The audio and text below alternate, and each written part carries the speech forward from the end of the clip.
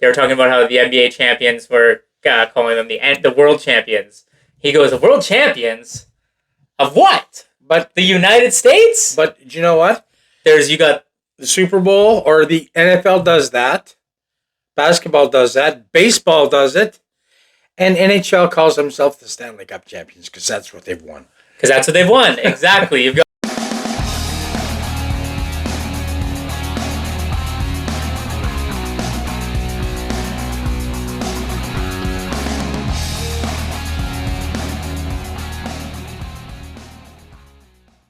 We're back, guys. My name's Cody. This is Don. Out of Bounds Sports Podcast, episode 14 of our weekly episode series.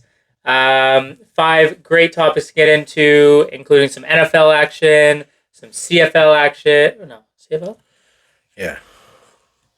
Yes, CFL. CFL. WWE action. Summerslam was last weekend. Wow, what a show. But we'll save that for last. So, Don, why don't you kick us off here with topic number 1 of episode 14 of the Out of Bounds Sports Podcast weekly series. All right, I want to talk about CFL upsets and why is it that it was almost predictable for the first 5 weeks. And the last 4, there have been a lot of upsets. A lot of upsets. Well, I almost went 0-4 last week. Yeah. Because of the upsets. Now, I can't say that I am 100% sure of how come this is happening, but I can see a couple things. First of all, I've seen some absolutely horrendous coaching calls, not consistently, but enough to cost a game. I've seen teams underestimating their opponents. Right, for example, when you had Edmonton against Saskatchewan. Saskatchewan scores on the first play of the game, and you're thinking, okay, this game's over. That was they got home, too, yeah. And they took their foot off the gas, and that cost them that. But the other thing that I've seen, especially in these last few weeks, is the first half completely different from the second half. If you look at the Alouettes against Saskatchewan, Saskatchewan owned them the first half. The second half, Alouettes shut them down. Argos against Calgary. Argos were way up that afternoon. They're up 22-6. Yeah. 21 unanswered by the Stampeders. In the fourth quarter. Yeah. So it has to be that during halftime, the team that is behind is adapting very quickly to what they saw in the first half, and the other team isn't doing anything. But either way, it's hard for us to make picks now because there's so many upsets, and you never know which way it's going to go. But that makes it so exciting, though. It does, yeah. What are we, 10 weeks in? Yep. And every game is an exciting game. So you're up. All right. So for those of you that have been following the Olympics, you probably noticed some of the main events were obviously the track and field sprints. So we got the 100 and 200 meters. And an interesting thing about that is there's the guy, Noah Lyles, who is an American. He's a gold medalist now. When he made these comments back last year, he was not. But he had a lot of fellow Americans not very happy for him or excited for him to bring a gold to their total tally, because he had mentioned, which in an interview, Excuse me. he was kind of commenting. I can't remember how the back and forth went with the reporter, but they were talking about how the NBA champions were calling them the world champions. He goes, the world champions of what? But the United States? But do you know what? You got the Super Bowl, or the NFL does that. Basketball does that. Baseball does it. And NHL calls themselves the Stanley Cup champions because that's what they've won. Because that's what they've won. Exactly. You've got all these, like, American football is hilarious too, because I love it, but people outside of America do not care about the NFL. But they think they're the best in the world, so they call themselves the world champions. They haven't played anyone in the world. The NBA champions, same thing. And so he got a lot of those athletes kind of upset with him with those comments. And I just thought, it's accurate though. It's accurate, exactly. Like he's saying the truth. Like, they are great. They are probably the best in the world, but you can't call the NBA champions the world champions because they haven't played anyone else in the world. They've just played in an American-based league against the majority of American-based players. Now, the NBA is, I'd say, grown a lot in the last 10 years in terms of foreign players. You got a lot of great Canadians. You got a lot of great European players, some from South America. But I'm already way over. Yeah. But I just thought it was hilarious. I'm going cheering for Noah Lyles, and I think he's right. And you guys gotta stop being so butthurt about that stuff. All right, Blue Jays. Why do they suck? Why are they so terrible? People can blame the players. People can blame the coaching. I'm blaming ownership. Now, as you know, I am not too fussy on how much money these players make, but that'll be a whole different video.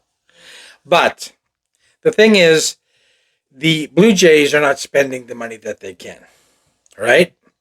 Now, they don't have a salary cap in baseball. They have what's called the CBT, or the competitive balance tax, which is basically if you go over, you pay more. Have to pay. Yeah. So the average CBT for 2024 is $237 million. For example, the LA Dodgers payroll this year is $321, so they have to pay a tax of $67.7 million. Yeah. The Blue Jays paid $219, so they have $20 million left. I would like to know why a company, they're owned by owned by Rogers Communications, whose net worth right now is just under $21 billion. Why are you spending hundreds of millions of dollars to upgrade a stadium and put a shit team out there? Spend the money, get the players, make it competitive. We haven't had a champion since the Argos, and unfortunately, no one cares about that. That was our last champion. For Toronto, yeah. Yeah, so you know what? The Leafs suck. The Jays suck. The Raptors. No, the Raptors. Oh, did Argos win more recently? 2 years ago. Yeah. So spend the money and get the players. You're going to make it all back, and even if you don't, you got $21 billion. Who cares? Spend it. Yeah. Well, I mean, you can spend the money, but it doesn't necessarily mean you're going to win. The Dodgers have spent a lot of money last year, and what have they won? Hey, here's a thought. Try it. I've gone way over. I got more on that, but I'll go way over. So I'll go. All right, let me talk about my New York Giants. With the season coming up, we got a preseason game tomorrow night against the Detroit Lions. They've been doing a joint practice with them again this year. I actually went to the joint practice last year in Detroit. It was a lot of fun. Hot day, but it was cool to see the players doing all the drills. They did team drills, and then they did competitive drills where they were against each other. Obviously, not full tackle, but still cool to see all the stars. I saw Daniel Jones. I saw Saquon last year. But instead of talking about the past, I'm about to talk about the future. And in the future, we've got Malik Neighbors from LSU College, another great receiver prospect coming out of LSU after Justin Jefferson, Jamar Chase. I mean, that whatever they're doing now in LSU with receivers, whatever they're putting in the water, it's working. But this guy immediately made an impact in the joint practice yesterday. He's got great hands, great route running. He's got a little bit of feistiness in him too. He's starting to him and Kirby Joseph were getting into a fight in the practice, which was kind of funny to see. But it's given Giants fans a little bit of hope. A little bit of hope. That's all we need, because everything got torn away from us earlier in the year when Saquon got traded to the Philadelphia Eagles. Daniel Jones is coming back after that horrific ACL injury that he suffered. And if you look at the last year, and I went to a couple games, I went to 3 Giants games last year. First one against the Niners, they got blown out, and then a close down the wire against Buffalo. But there were multiple close games that they could have won, where they could have snuck into the playoffs. So I'm excited to see what they're going to do next year. And we're about 4 weeks away from the season. I'll be at the Dallas game, so I can't wait. Final topic. WWE SummerSlam. Wow. What a show. WWE, Triple H, you're doing great with your A shows. I loved what you did with the pay-per-view. I loved what we did with the talent. I loved, it was interesting because it was very predictable, but predictable in the right way. We wanted to see, we got a lot of storyline advancements. We got some title changes. And overall, I mean, we watched that show. It was the first PLE that I've seen from the start live in a long time. And let me say, when we say we were glued to the TV, when we were going to take a break, we were rushing in and out, so we didn't miss a single bit. Great show, guys. Great show. Don, what are your thoughts? Well, okay. It was the best PLE since WrestleMania, for sure. But there were a couple really not so good matches. That was the Sami Zayn and the Bayley match were not that good. Yes, the match between Cody Rhodes and Sikoa was so predictable to the point where I was saying, okay, so this is going to happen now, and it happened. And now this is going to happen now, and it happened. And I thought that the match between McIntyre and CM Punk was, for all of the build-up, it was pretty disappointing. But the Liv Morgan match and the LA Knight matches, stellar matches. But if they want to go 2 nights, they got to do better than that. Yeah, 2 nights is going to be hard to get to. I mean, they packed 7 matches in. It wasn't that long of a show. It started at 7. There's an hour and a half of matches in 4 hours. It was done before 11:30. Yeah, it was an hour and a half of actual fighting in 4 hours. Really? No, it was more than that. No, it wasn't. But the Bloodline Rules match at the end was great. I mean, the actual match between Cody and Solo was a little stale. Solo's not a great... He's still green, he's still fresh, like he's still got a lot of work to do, but I mean, the cameos were what made that match exciting. The same thing at WrestleMania. I mean, the match at WrestleMania was good, but the cameos is what made that match over the top. We saw Roman Reigns return, and yeah. All right, so we're way over. Wrap it up.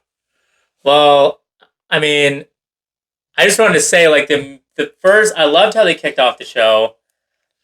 I didn't mean wrap up. I mean, wrap up so we can end this. Not keep talking about... I just can't... I was so impressed with that show. I'm so glad I got the night off to watch it. Good. I can't... Well, we're supposed to stick to a time here.